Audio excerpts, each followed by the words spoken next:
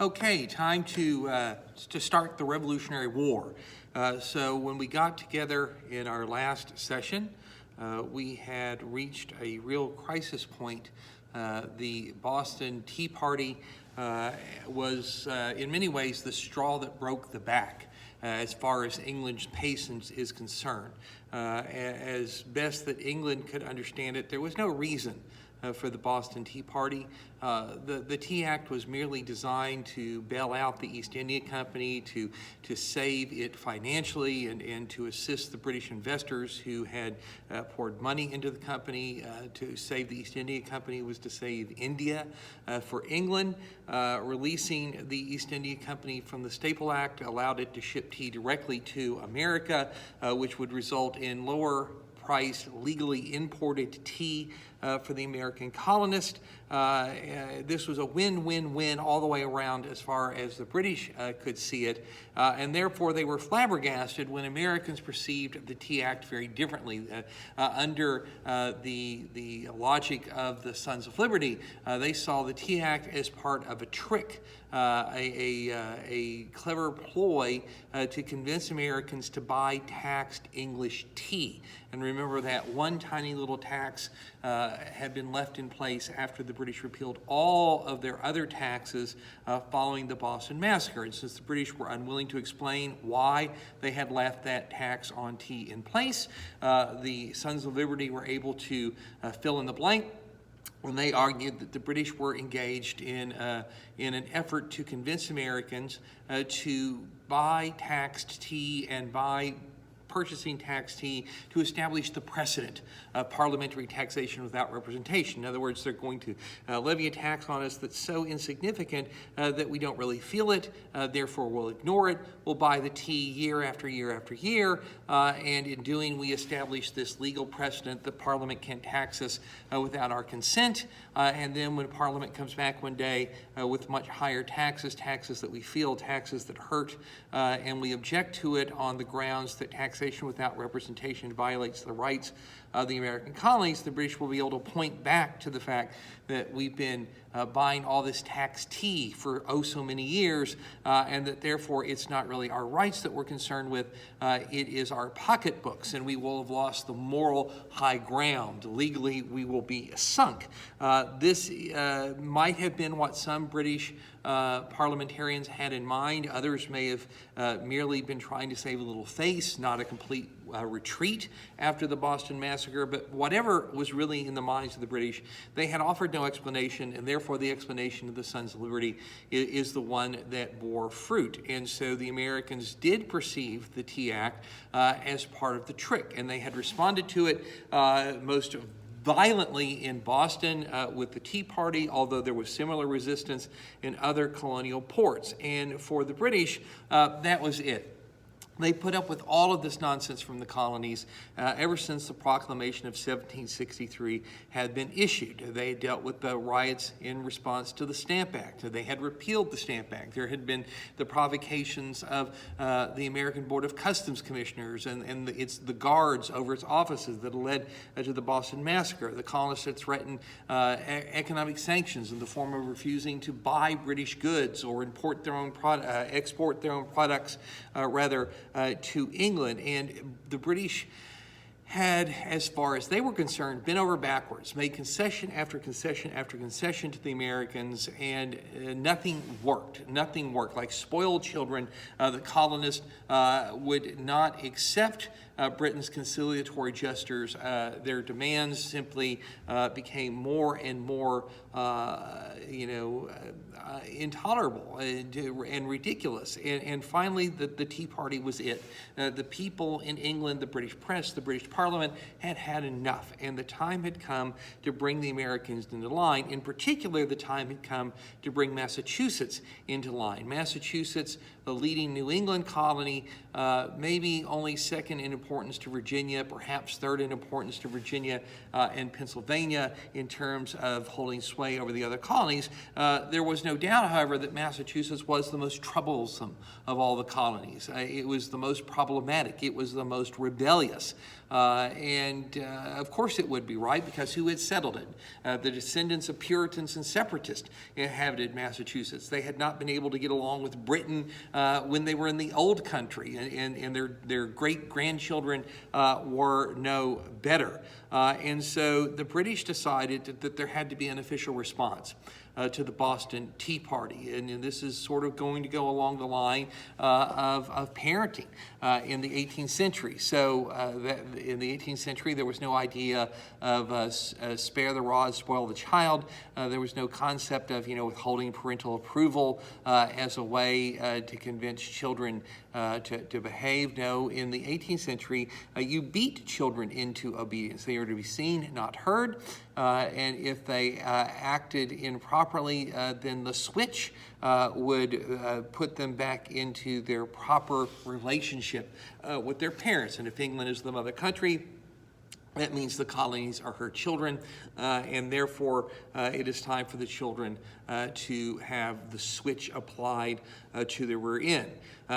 So the British response to the Boston Tea Party was to enact a series of laws that first began to be passed in January of 1774, so very quickly after the Tea Party, which of course was in mid-December of 1773. So basically, as soon as word of that got back to England, the British Parliament went in action, and it enacts a series of laws that are collectively called the Coercive Acts. The colonists had a different name for them.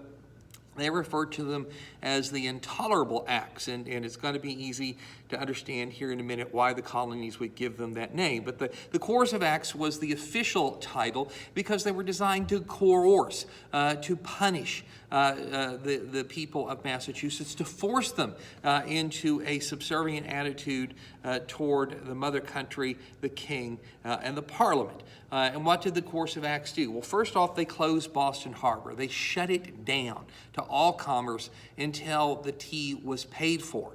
Paying for the tea, which was worth 10,000 pounds in currency, paying for the tea would not automatically lead to the reopening of Boston Harbor, but it was a first step. They would still have to secure the forgiveness of the king.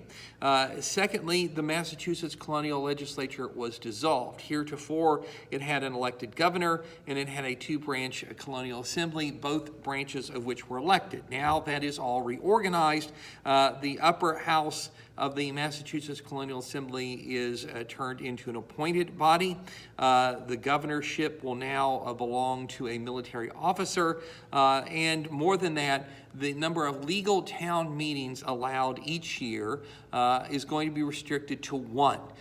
Town meetings, think of the Norman Rockwell picture where all the people of the town come together in its church or its meeting house and conduct their business. That was the way local government operated in Massachusetts. And now you're going to say one meeting per year per location, which of course is going to make it very hard to govern, to deal with the give and take, the daily, monthly in and out of administration.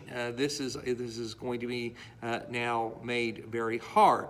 The next thing that the Coercive Acts did is they allowed royal governors to transfer legal proceedings against royal officials to England or another point in the British Empire for trial. So now British officials charged with a crime in performance of their duties will not be tried before a colonial court and a colonial judge. They will be tried before an English court and an English judge, where of course a conviction is going to be much, much less likely. And then lastly, the Coercive Acts authorized the British Army to quarter its troops wherever it saw fit, including the homes of private private citizens. Now, in all the wars that had taken place between England, France, and Spain, there had been quartering acts which allowed British officials to take control of public buildings and turn them into barracks for British troops. But now it's not just public buildings, it's the homes of private individuals. And it's clear here what Britain is doing. By closing Boston Harbor, it's imposing economic sanctions on Massachusetts. It's essentially shutting down the heart of the Massachusetts economy. Without Boston, that economy was going to be crippled. So we're going to inflict some pain, some economic pain on these troublemakers. We're going to take away their self-government, or we're going to severely restrict it by reorganizing their colonial assembly and limiting the number of town meetings each year. We're going to give protection to British officials who might be unfairly harassed, as the British saw it, by legal proceedings against them. We're going to take control of the judicial system from the Americans in Massachusetts and in fact in other places to protect royal officials. And British troops being housed in private homes, what better way to intimidate the Americans than to put soldiers in their bedrooms and in their living rooms? And you could well understand why the British would consider these to be coercive, punishing, and why the Americans would consider them to be intolerable. If the taxation without representation was a violation of colonial rights, then the Coercive Acts were a violation of colonial rights on steroids. And the British didn't stop there. They enacted another law at roughly the same time that, like the Tea Act, really has no direct bearing on the dispute between England and her colonists in North America. But it's a law that is going to have an impact nonetheless. And this is the passage of something called the Quebec Act. The Quebec Act. The Quebec Act is a long-delayed effort by the British to organize the conquered French colonies in the New World. And so remember that Quebec had been the capital of New France. The British had captured New France in the French-Indian War. They have been governing the place ever since, and there have been efforts to sort of move beyond military occupation and create a permanent government for Quebec. And now that they're going to get that done. And what the Quebec Act does is it establishes the boundaries of this 14th colony, the colony of Quebec. And to no surprise, really, they decided that Quebec would have the same borders under the English Empire that it had under the British Empire. Now, why is that a big deal? Because Quebec's borders ran down the western slope of the Appalachian Mountains. And therefore, the British were giving territory in the interior of the continent to Quebec. And that was, of course, territory that the other 13 colonies had laid claim to. That claim was now being wiped away. This smacked very much of the Proclamation of 1763 line being made permanent. The next thing the Quebec Act did was to give Quebec a official government. And obviously, you're dealing with a French population who you were fighting just 10 years ago. Therefore, you're not going to give them self-government. And so Quebec's laws and Quebec's taxes would be enacted by Parliament several thousand miles away on the other side of the Atlantic Ocean. And the people of Quebec would have no voice in the Parliament. They would have no say in the laws and taxes that were going to be imposed upon them. They would have no elected assembly. They would have a governor who would be a general and be appointed by the king. So the people of Quebec were going to be left, in essence, under military rule with their laws and taxes made in non-representative fashion by Parliament over at England. And then, of course, every colony has an official religion, so Quebec must have an official religion, and since Quebec is filled with French, who are Catholics, the official religion of Quebec is going to be Catholicism. It's logical. And from the British perspective, the Quebec Act makes perfect sense. Let's keep the borders as they were. We're not going to give conquered Frenchmen self-government, so the laws have to be made somewhere. It's going to be Parliament. They're going to stay under military rule, and we're going to let them keep their religion.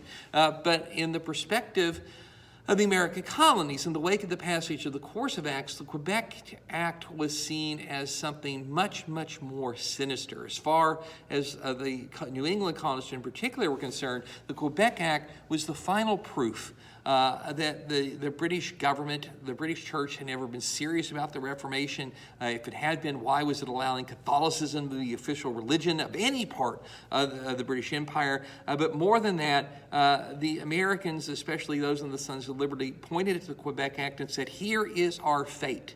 If Britain subdues us, if we cave to the British, here is our fate.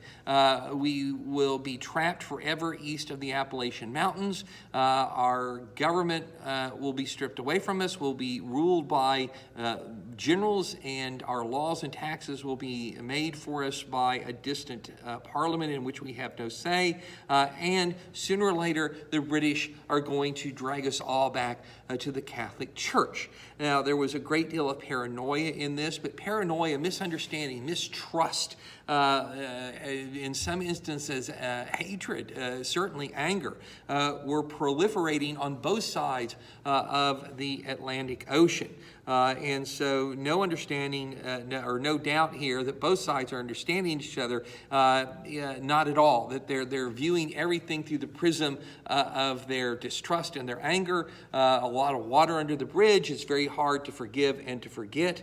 And so both England and the American colonists perceived the worst in what the other is doing. And in fact, this was so astounding to the Americans that it seemed to prove every dire prediction, every dire warning that the Sons of Liberty had put out. And perhaps nowhere is this made more evident than in a resolution passed at a town meeting in Farmington, Connecticut in 1774. This is amazing rhetoric, but when you dissect it, you understand very well the sentiments of the American people, especially those in New England. So what this Farmington, Connecticut town meeting resolves is, quote, the present ministry being instigated by the devil and led by their wicked and corrupt hearts, have a design to take away our liberties and our properties and to enslave us forever, unquote. Now, listen to that again. The present ministry, being the king's government, the king's ministers, being instigated by the devil. Now, that's not idle phraseology. This is a time when men believed that Satan took human and animal form, that he walked among men, influencing events, seducing people to do evil. And so you're basically saying you believe that the devil is sitting on the shoulder of the king's ministers and whispering in their ears, telling them to do these horrible things. He has done what? He's corrupted them. They're wicked and corrupt hearts. That Satan has corrupted them. And now they have a design, a plan, a plot, a conspiracy to do what? To take away American liberties, and then to take away American property, and to enslave us forever. Political slavery, economic slavery, and of course slavery on a continent where the institution was a literal real thing. It was a powerful word to use. It was not just some sort of fancy flourish in a speech. And so the die now is cast. It really is. The British have 4,000 troops in Boston under the command of General Thomas Gage, who's now appointed to be the royal governor. There is a new legislature. It is one that is hand-selected by the British and supported by those in Massachusetts who see the British as being right here. There is no monolithic force of Americans. You know, all Americans don't believe the British are in the wrong. There are a lot of Americans who believe that the British, in fact, are in the right. It's the Sons of Liberty and other troublemakers who are taking to calling themselves patriots, but who the English would more likely term rebels and traitors. These people are the source of all the woes here. And so you have a government in Boston that is what the Americans would call a Tory government. A Tory government. That means that it is supportive of the crown, it's supportive of the king. But most of the people in Massachusetts want nothing to do with that. And so they decide to elect their own colonial assembly, an illegal colonial assembly, although it is legally, honestly, rather, elected to represent those who oppose the will of the king. And while this new Massachusetts government, this rebel government, is being put together, the call goes out from Massachusetts for the colonies to once again gather together and try and find a way to resolve the current crisis. And through committees of correspondence, the word is spread out to all of the colonies, and there is a call for a Continental Congress, and 12 states respond to it. Only distant Georgia is not going to be able to send someone to attend. And this Congress, the first Continental Congress, as it will be known, comes together in Philadelphia, Pennsylvania on September 5th of 1774. 55 delegates from 12 colonies, including some incredibly prominent and powerful people, influential people like Patrick Henry, John Adams, Sam Adams, George Washington is there. And they come together and they sit down in the Pennsylvania State House and they try and figure out, all right, how can we prevail in this crisis? How can we make Britain back down? We've made Britain back down over and over and over again. With the colonies have learned the lesson, right? British do things you don't like, resist, petitions and riots and economic sanctions and these sorts of things. And we've made the British back down after the Stamp Act, and they backed down after the Boston Massacre. How do we make them back down again? And while the delegates at this first Continental Congress are discussing things, the rebel government in Massachusetts comes up with something called the Suffolk Resolves. The Suffolk Resolves. And the Suffolk Resolves basically tell the people of Massachusetts that the king's government in Boston is illegal and it is unconstitutional. They owe it no allegiance. They owe it no obedience. And since it is probable that the British will not tolerate the existence of a rebel movement in Massachusetts and will respond with military measures, the Suffolk Resolves call on the townships and the counties of Massachusetts to, quote, put their militia in good order, unquote, to put their militia in good order, to prepare for war if that becomes necessary. And of course, most people are hoping that it doesn't.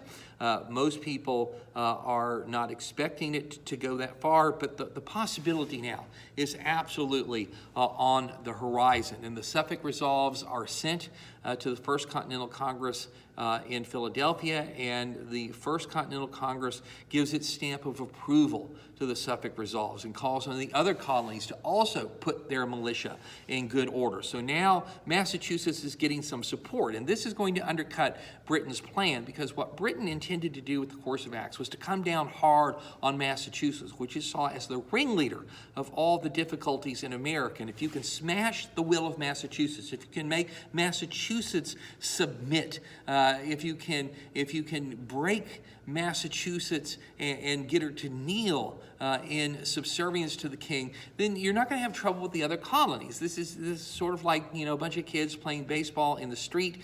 Somebody hits a ball through the picture window of one of the neighbors, and when the neighbor comes out of his front door holding the ball to see who had just destroyed his very expensive window, lo and behold, you look around, every other kid playing baseball has scattered, and it's the poor kid who held the bat who seems to be there to take the wrath of the angry neighbor. And that was the idea. That the British believed that Massachusetts would not find support amongst the other 12 colonies, who would be afraid to court the ire of the British, if you will, and that would make it easier to break Massachusetts because she would be isolated. How long could she survive without her harbor open? She would be economically driven to her knees, and then everything else that Britain Britain wanted would flow from there, but that's not happening. The other colonies are rallying to Massachusetts' support. They're going to send her money, they're going to send her supplies, but most importantly, they're going to support her politically. And so the First Continental Congress gives its stamp of approval to the Suffolk Resolves, and then it does something else, something perhaps far more significant. It creates what's called the Continental Association. And the Continental Association is a legal agreement amongst the other colonies to levy what today we would call economic sanctions on Great Britain. Under the terms of the Continental Association, as of December 1st, 1774, the colonists are going to stop buying British goods. And of course, that's going to hurt British merchants a great deal. The colonists remember that the Stamp Act crisis and other crises, attempts at economic sanctions, and not always universally agreed to or adhered to, and even the threats of this kind of action had so scared British merchants that they had pressured the Parliament to back down. And so the colonies look at this and say, hey, it's worked before, let's see if it'll work again. So the Continental Association said, we're going to stop buying British goods first. That's going to hurt England's merchants. Merchants are not going to like having their profits curtailed. They're going to put pressure on Parliament, and Parliament will be forced to repeal the Coercive Acts. What the Americans are not understanding here is that the political environment in England is different this time than heretofore. The British press and the British people and the British merchant class believed that the Boston Tea Party was not something that could be condoned. Britain is no longer willing to retreat, in other words. But nonetheless, why not try it? It's worked before. It offers a potentially peaceful and decisive solution to the problem. But if it doesn't, the colonies are prepared to take the next step, and on September 10th of 1775, they will stop exporting to England. So first, we're not going to buy them other countries' goods. That ought to drive her economically to make concessions, but if that doesn't do the trick, we're going to stop selling to England. Which, of course, at that point begins to inflict some pain on the colonist. So you understand why that's step two. But we're going to stop selling. We'll see how long England gets by without American tobacco and American sugar and American rice and American wood and tars and turpentines and all these sorts of things. The First Continental Congress creates this association, creates this agreement, and then it does something rather remarkable. It doesn't go out of existence. It adjourns.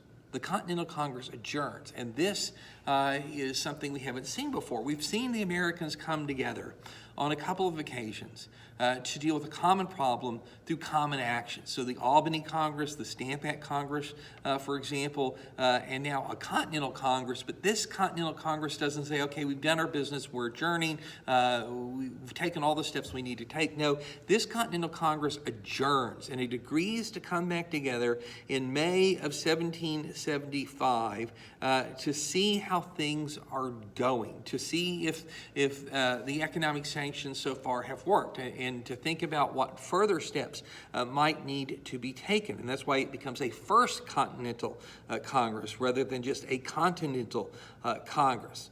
So now all of the colonies are putting up, in essence, a common front to England, to its Parliament, and King George III. And George III gets a very bad reputation because he had some mental illness later in his life, is often caricatured and misunderstood in this part of American history. George III was young. He was only in his upper 20s.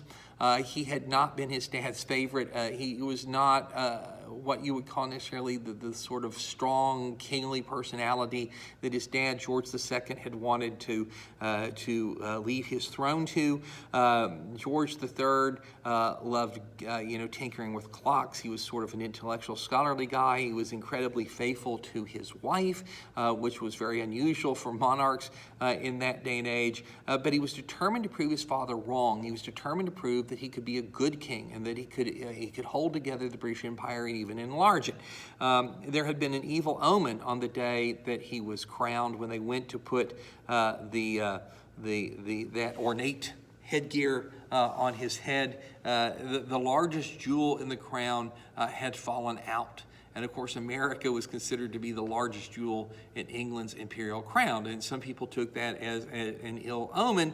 George III was determined to show to them that they were wrong. He was going to deal with his misguided colonist with some tough love, if you will. And George III, nobody had been lying to him. Nobody had been pulling the wool over his eyes. George III had a pretty good grip on what was going on in America. In some ways, perhaps, he had a better grip on what was going on in America than the colonists themselves, because most of the colonists, and certainly all of them, when they spoke out loud, were still trying to achieve the attainment, the protection, the recognition of their rights within the British Empire. They still thought of themselves as Englishmen. They still wanted to be Englishmen. They were proud to be Englishmen. They professed loyalty to the king. In fact, by and large, they couldn't blame the king for what was going on. They couldn't find it within themselves to blame the king. It was the king's ministers, the people he appointed to run his government. Those are the wicked and corrupt and evil people being instigated by the devil who have this horrible plot against the American colonies. But surely the good king was not part of it. And if they could just get the king's attention, he would set things right. And this is a delusion, because the king is fully aware of what's happening and fully aware of why it's happening, or at least from the British perspective, and he understands where this is going sooner than the Americans do.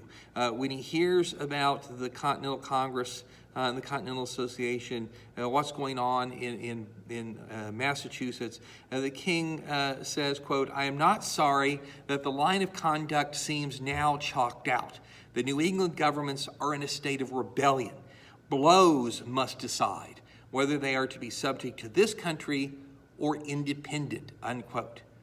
Long before any American is willing to say that word out loud, although some are thinking it and others are whispering it, especially people like Sam Adams and the Sons of Liberty, the King of England gets it.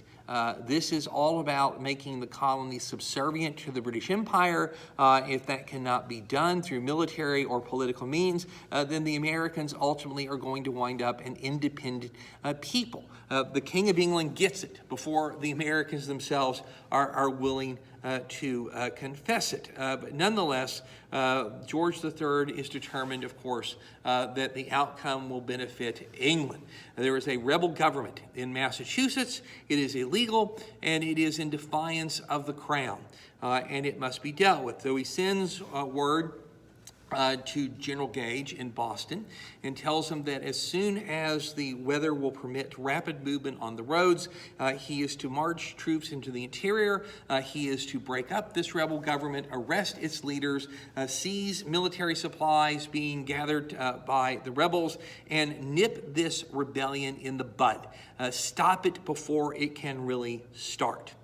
Now, General Gage over in Boston does not necessarily think that this is wise policy. General Gage has been in America for a very long time. He was with Braddock back on the banks of the Monongahela way back in 1754 and had acquitted himself well there. He has married an American wife from New Jersey. Gage believes he understands the Americans, and he knows he's got 4,000 troops on the edge of a vast continent, and the rebel legislature is supposed to be, in the interior of Massachusetts, either Cambridge or Concord, Lexington, someplace like that, and the idea of a swift march into the interior of the continent with the goal of arresting rebel legislators, and doing it all by surprise is ludicrous. With Boston Harbor shut down, then you have a large amount of unemployed people in the city. Many of them are, members of the Sons of Liberty, are sympathetic to it. In other words, a good chunk of Boston has got nothing better to do than to spy on the British Army, which is camped there in the middle of the city on Boston Green. And so, the practicality of what he's being asked to do is dubious. And so is the strategy. What Gage believes ought to be done is that you pull the British troops out, you leave the Americans alone, you stop poking them, you let them calm down, and they'll come to their senses, they'll realize that what they're doing is foolish. And it's just going to bring ruin down on their head. And if you can allow them to cool off, they will think better of it, and they will themselves make concessions. And if that doesn't work, then come back. But when you come back with overwhelming military force that will make quick work of this. But generals do not make policy, generals carry out policy, and General Gage has his orders. And so Gage does what he can. He stages all sorts of practice marches outside of Boston to try and acclimate the colonists to seeing his army moving around and that kind of thing.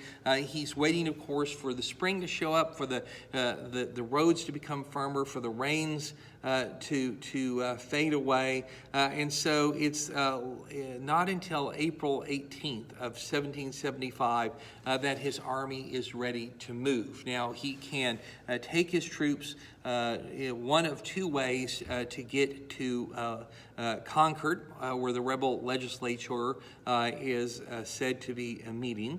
Boston, in the 18th century, sat on a peninsula of land that jutted up into Boston Harbor. Again, I will have sent you some maps that you can look at to help make this a little bit more understandable, since I can't draw on the blackboard as I usually would if we were having an in-person class. So Gage could march his troops down the narrow neck of the Boston Peninsula and then go overland toward Concord, or he could put his men on boats, row them across Boston Harbor, and land on the western shore and take a shorter overland march toward Concord. Either way, he would pass through the little village of Lexington, which lay about 8 miles to the east of Boston, and it was really just a question of route. And for the Americans, they understood what General Gage's orders were. They knew what Gage was going to do. It was just a question of when was he going to attempt it and what route was he going to take. So on the night of April 18th, 1775, General Gage decides to move his army. A night march, a very rare thing in the 18th century. It was difficult to move armies at night in that era. So General Gage sends his officers and his sergeants going through the camp of the British Army on Boston Common, and they awaken the light infantry and the grenadiers. And these are the elite of the British Army. Grenadiers are great, big, strong, powerful men. The name originally comes from the fact that they were supposed to throw grenades in combat, very primitive grenades that were essentially small cannonballs.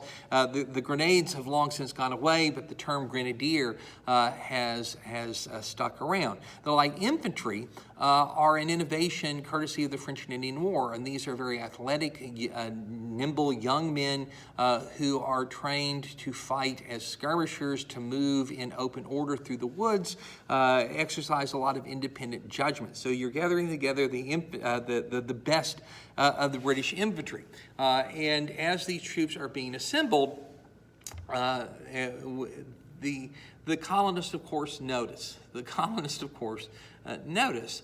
Very odd that the British are doing something at night. That's a tip-off. When armies awakened their soldiers, they did it with drums and bugles. They didn't go shake men sleeping in their tents. So the British were up to something. It was pretty obvious what they were up to and what their objective would be. The question is, what's the route that they're taking? General Gage decides to send his men across Boston Harbor. So as the British march to the wharves and they begin to board the small boats and row across the harbor, one of the prominent members of the Sons of Liberty, a man named Paul Revere, who has many times carried messages for the committees of correspondence from colony to colony, climbs the tower of the Old North Church, the tallest building in Boston, and he briefly hangs out a previously agreed upon signal that can be seen by couriers stationed in the hills to the west of the city. He would hang out one lantern if the British were moving down the neck of the peninsula, and he would hang out two lanterns if they were moving across Boston Harbor, the famous one if by land, two if by sea. He didn't have to leave the lanterns out very long.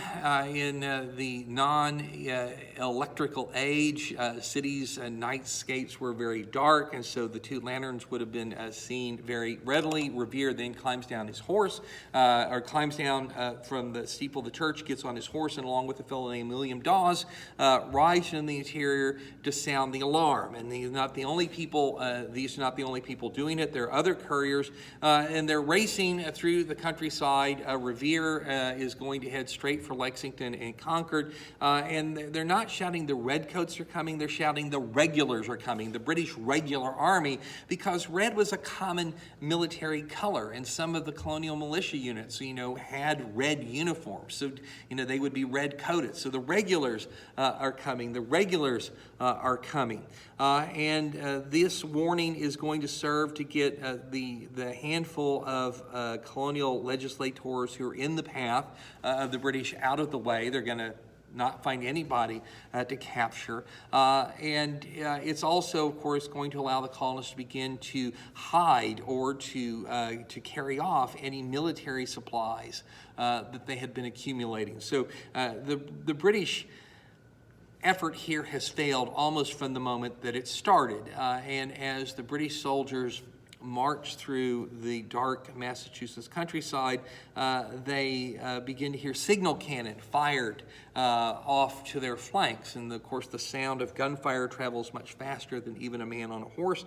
This is alerting the local militia companies that the British are on the move. And so it's pretty obvious that the element of surprise has been lost. But the British, nonetheless, under the command of Colonel Francis Smith, have their orders. And so Smith is going to proceed. And all along his route of march and in front of him, colonial militia companies are assembling. Some of them are specially organized companies known as Minutemen, who are supposed to be ready to assemble at a minute's notice. And the people who are companies that are rather far away from Lexington and Concord begin to move toward the road that connects those two towns. And that's going to have great significance later on. In Lexington, the local militia company assembles under the command of Captain John Parker. And it has roughly 80 some odd men. And there have been lots of false alarms in the preceding weeks and months. And so as the company assembles, there's a suspicion that maybe this is another one of those false alarms. The men wait in the local tavern throughout the night, and nothing happens. Nothing happens. And so just about the time that dawn is showing up, they decide that, this is another one of those needless false alarms, a wasted night's sleep, and they begin to drift off toward home when they hear the sound of British drums. And so they go out into the middle of the green, they form a line of battle. It's not much to look at. They're wearing civilian clothes. Most of them are carrying hunting rifles, and very few of them have any bayonets. And coming against them is a well-trained, well-equipped, well-uniformed force of British regulars. And there is a vanguard that is advancing in front of Smith's main column. A vanguard is a small contingent of troops that you send out basically to scout ahead of you, so they find trouble first before the main body shows up.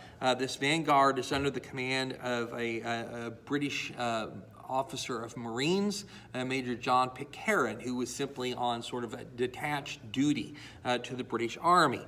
And his unit doesn't know him. It's a cobbled together collection of light infantry and grenadiers who've never really worked together before, so discipline, command, and control is a little bit dubious. But here, in the very earliest of the the daylight. It's still kind of foggy and misty. The British have been marching all night. They're tired. They're tense. They've been hearing these signal cannon. The Americans, of course, have been up all night. They're tired. They're tense. And now there's a British column marching through Lexington on its way to Concord.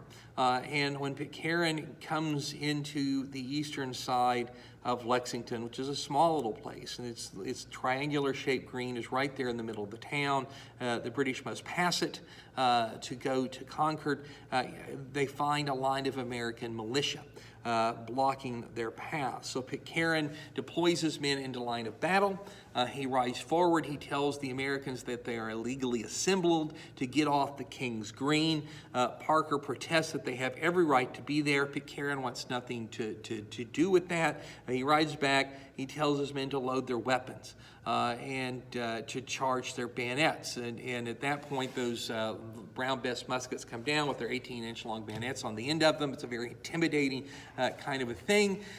And Parker recognizes that he's done what he can do. He's supposed to have said, don't fire, but if they want war, let it start here. Maybe he did, maybe he didn't. But in all likelihood, probably not, because this relatively small body of militia, under-equipped, grossly outnumbered, outgunned, stood no chance against these British regulars. There was no point to stand there and sacrifice lives needlessly. The point has already been made. If a militia company is standing in your path 8 miles from Concord, you're not going to capture anybody. You're not going to confiscate any supplies. Your mission has already failed, Colonel Smith. You might as well turn around and go back to Boston. And so Parker turns to his men and he tells them to disperse, to get off the green, to go home.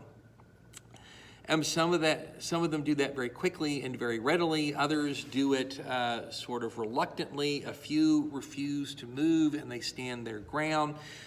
And so the Americans are beginning to disperse, and Pitcairn is over there on the other side of the green, and he's watching them begin to fan out and go away. And then it occurs to him, well, what are his orders? His orders are to disarm rebels. What does he got in front of him? Well, he's got a group of rebels, and he's letting them walk off the green with their weapons and their ammunition. And so Pitcairn orders his men to begin to surround the Americans. And so now the British are moving, the Americans are moving. Again, everybody's tired, confused, tense. It's still gray of pre-dawn. And in that very fluid situation, there's a gunshot.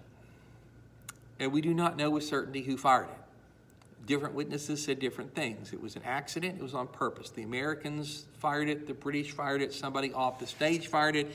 At the end of the day, it doesn't matter. There is a gunshot, what the poet would call the shot heard round the world. And when that shot was fired, and without orders, some of the British troops leveled their muskets and they opened fire.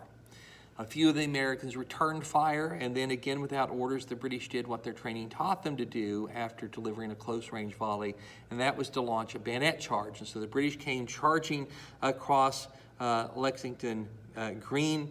It was over within really seconds. The Americans who could got out of there very quickly, but some of them were not fast enough. And about 8 Americans were killed.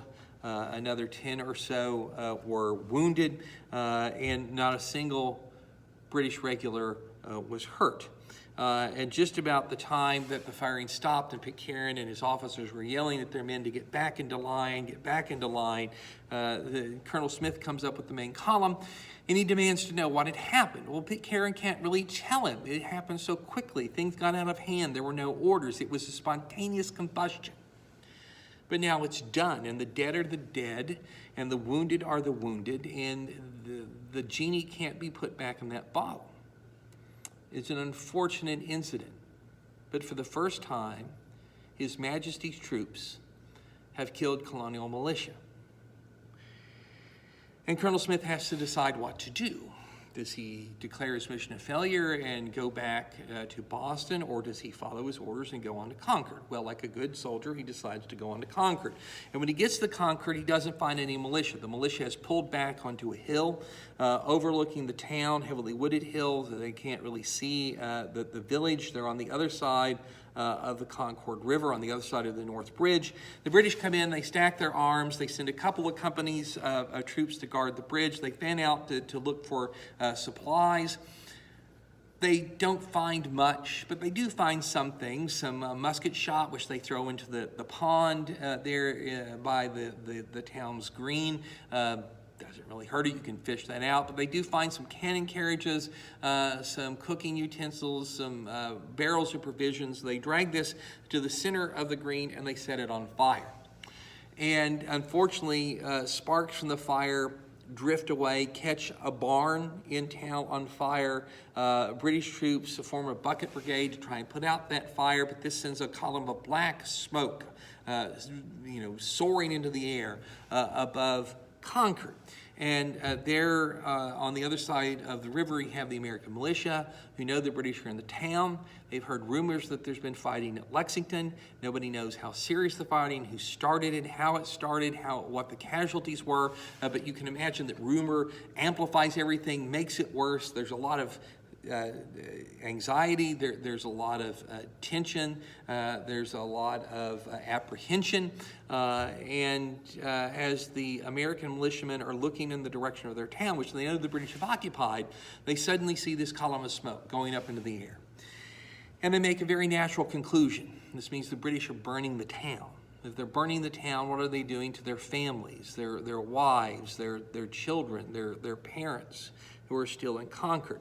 So the militia is no longer willing to wait there. It comes down off its wooded ridge and marches toward the North Bridge. And as it's coming toward the river, the timing is good because the British has just begun to pull back the companies guarding the bridge so that they could begin their march back to Boston. But seeing the American militia column coming down the road, they turn around, they go back to the bridge, they start to tear up planks from the bridge to stop the Americans from coming over. A few of the British troops open fire. And they open fire at relatively close range, really just, from one side of the river to the other. Several Americans are hit, and some of them are killed. And at that point, the American commander gives the order to open fire. And the Americans deliver a volley that stops the British from tearing up the bridge. The British begin to pull back. The Americans cross the bridge. One of the American troops kills a wounded Englishman laying on the ground. But having gotten across the bridge, the Americans can now see that the town is not being burned, and everybody's sort of shocked by what's just happened. Lexington, maybe you could write off as an unfortunate accident, spontaneous combustion, as I said, but here, the British and the Americans could see each other in plain daylight. There was not much in the way of confusion any more than there is typical to a military action. The British had opened fire and the Americans had returned fire, and men on both sides had been wounded and killed. And that sort of stunned everybody. And for a moment, the Americans were willing to let the British companies return to Concord and connect back with Colonel Smith's main body. And now Smith has to make a really difficult decision. There's been a second round of fighting. This one cannot be put off to an unfortunate accident. And so what does he do? Does he stay in Boston, or does he rather stay in Concord, hoping that General Gage will send out relief troops, reinforcements, or does he make his way back to Boston? And of course, he decides not to be a sitting duck. He puts his men back on the road, and they head back toward Boston. And it is now that the day's killing really begins because those 8 miles of road between Lexington and Concord is lined with stone fences, hills, woods. It's one perfect ambush site, and the American militia companies that have been gravitating toward this road ever since they had heard the alarm the night before and have been speeding on their way since they've they've discovered rumors of the fighting at Lexington, these American militia companies now are alongside that road, and they're blasting the British apart. There's a vicious rearguard action, and the fighting goes on with great viciousness until the Redcoats get to Lexington. Captain Parker has reassembled his militia. He's lying in wait on a hill overlooking the road leading into Lexington from Concord, and he manages to spring an ambush on the British and exact a quantity of revenge for what had happened earlier that day. And at this point, Colonel Smith's column is pretty much shot to pieces, and it's falling apart. It's got a lot of wounded. The Americans, of course, were fighting from cover. The British had to stay together in the road, although they were sending out the light infantry to try and clear the flanks. But Colonel Smith's men are at the end of their tether, and are therefore really relieved when a British column under Lord Percy finds them in Lexington. And it had always been General Gage's plan to send a second column out behind Smith in case there was trouble. And that plan now bears fruit. And with this reinforcement, the British are able to push on back to Boston, although they have to fight all the way to the city, and so the casualties continue to climb on both sides. But the British do manage to make a successful fighting retreat back into Boston. They go up the neck of the peninsula back into the town. The Americans follow them. Thousands upon thousands of Americans, maybe as many as 10,000 by the end of the day or the next day. And at that point, the Americans began to dig trenches and to lay the British in Boston under siege. In other words, now they're trapped inside Boston. The Americans are, for all intents and purposes, surrounding them, at least on the landward side. So there has been fighting. There has been fighting at Concord and Lexington, and it has exacted a toll. By the end of April 19th, 1775, 49 American militiamen have been killed, 41 others have been wounded, and 5 are listed as missing. British losses come to 73 dead, 174 wounded, and 26 missing. So the bloody day has exacted enough of a toll that no one can put this down to accident, to mischance. This has been a battle, and the British have come out on the worst end of it. Although they had fought with great bravery, they have been beaten. They've been driven back into Boston, and now they are trapped there. And the question becomes, from this point forward, what does that mean? Why did that happen? Well, the one thing that we can say for certainty is that did not happen as a step toward achieving the independence of the 13 colonies. April 19, 1775, the battles of Lexington and Concord. The American Declaration of Independence is not signed until July 4th of 1776. So independence is more than a year in the future. No militiaman who took aim at a redcoat and squeezed his trigger on April 19th of 1775 did that for something called the United States of America. The United States of America is not even a thought in anybody's mind. The Americans on April 19th, 1775 are not fighting for independence. So if they're not fighting for independence, what are they fighting for? Well, what they're fighting for is a revolution, but not the kind of revolution you think. When I say revolution, the thing that pops into your mind is the attempted overthrow of a government or established order, usually by violence, right?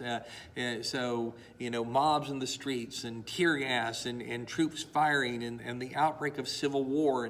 And that's only one definition of revolution. If you look it up in the dictionary, there are several definitions of revolution. And the first of those isn't violent overthrow or military action, it's the completion of a circle.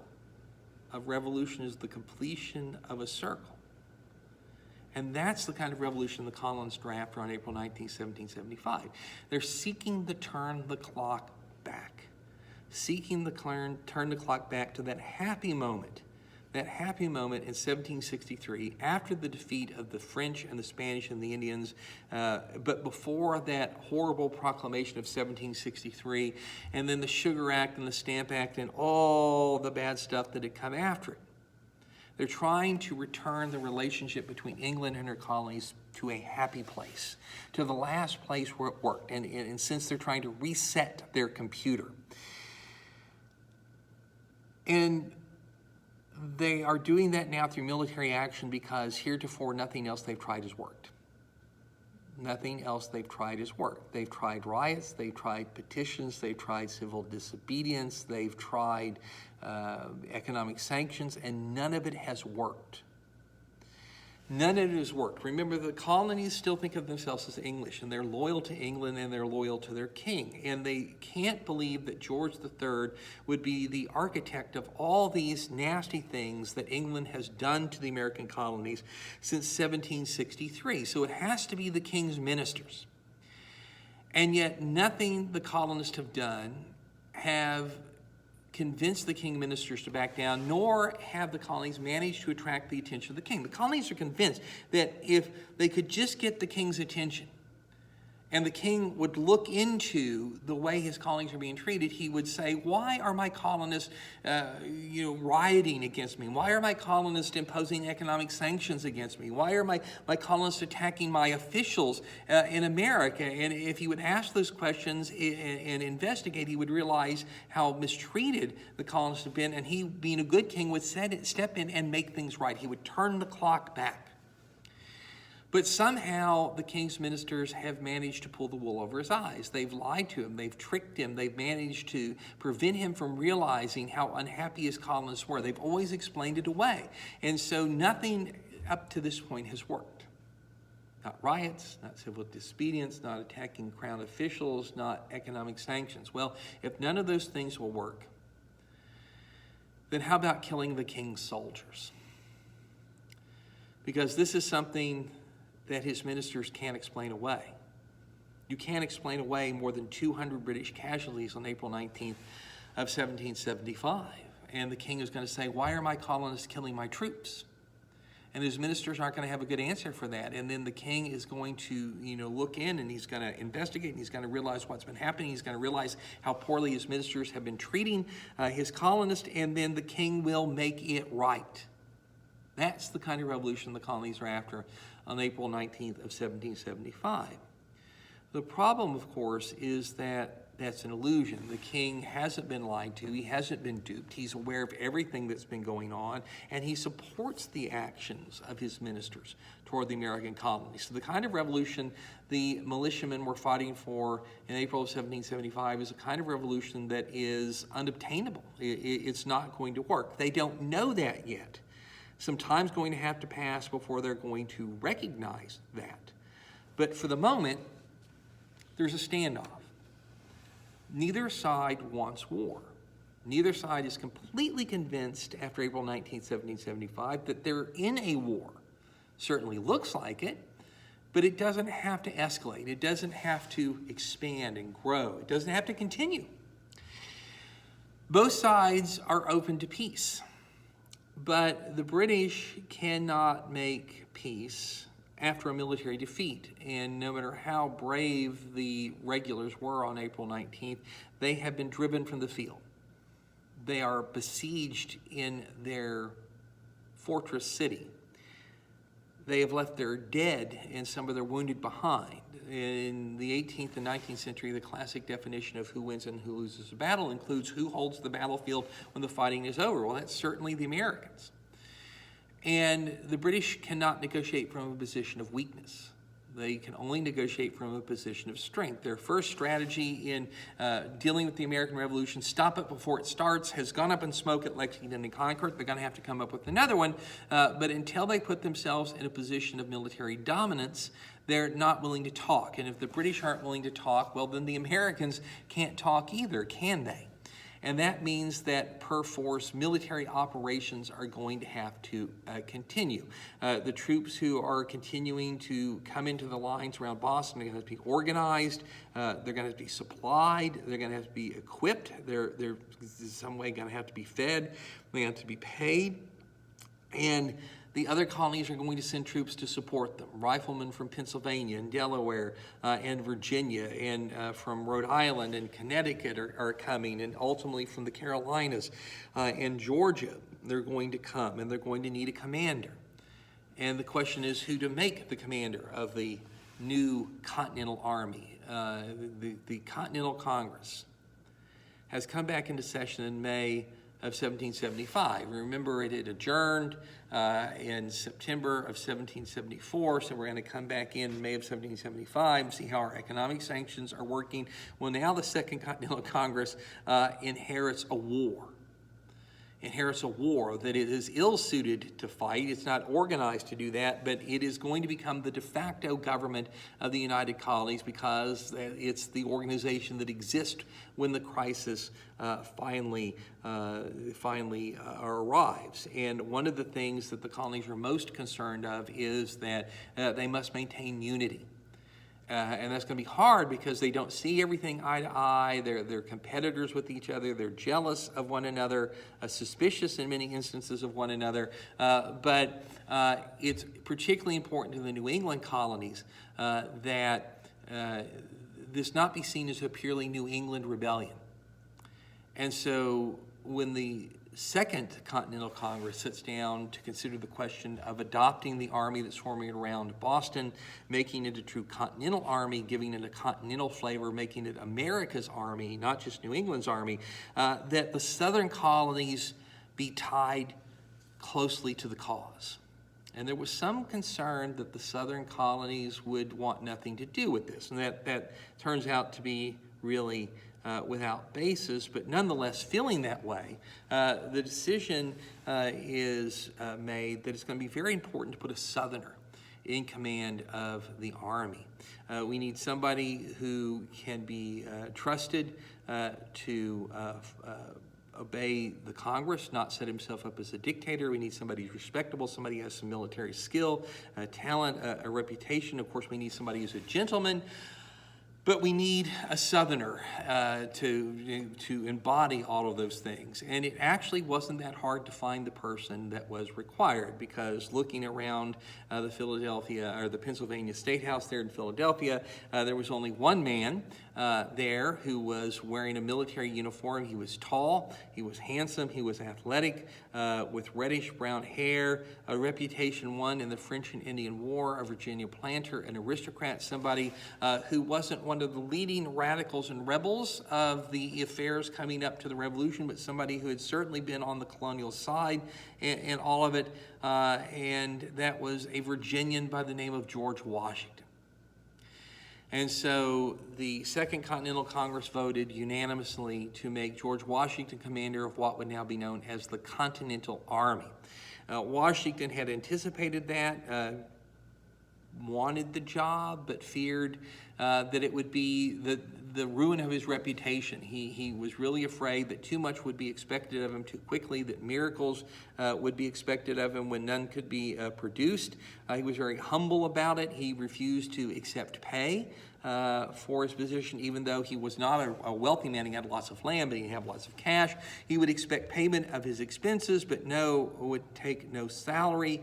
But George Washington is chosen.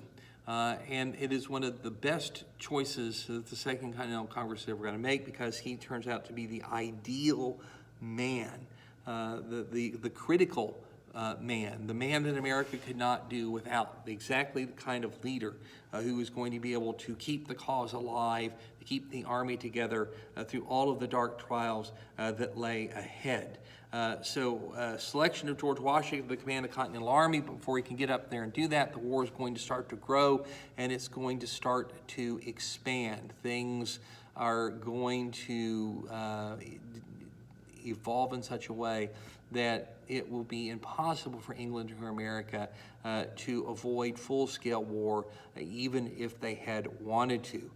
So the Second Continental Congress has taken this very important step. The British Army under General Gage is besieged in Boston, and military affairs are going to begin to expand out from Boston to elsewhere in New England as the war begins to pick up pace and becomes something that is going to have a life of its own. And so we have finally started the Revolutionary War. We are well into chapter 5 now. The next lecture, which will come in a couple of parts, we will fight the Revolutionary War. We'll see the Americans declare independence. But for now, two questions for you. And question number one, what is the name of the law that organized the conquered French territory in North America? What is the name of the British law that organized the conquered French territory in North America? And question number two, what is the name of the two villages where the fighting took place on April 19, 1775? What is the name of the two villages where the fighting took place on April 19, 1775? And then we will have more questions when we get together for our next lecture. And until then, remember, if you have any questions about the material, any questions about our course rules and procedures, always feel free to reach out to me, or even if you just want to talk about the material, I'm always happy to do that. Very soon we'll be having a special lecture that will be test preparation, so keep an eye on the email. Remember, don't fall behind. Keep up with these things as we go along. It will make the end of this section much easier for you. So I will look forward to seeing you next time out.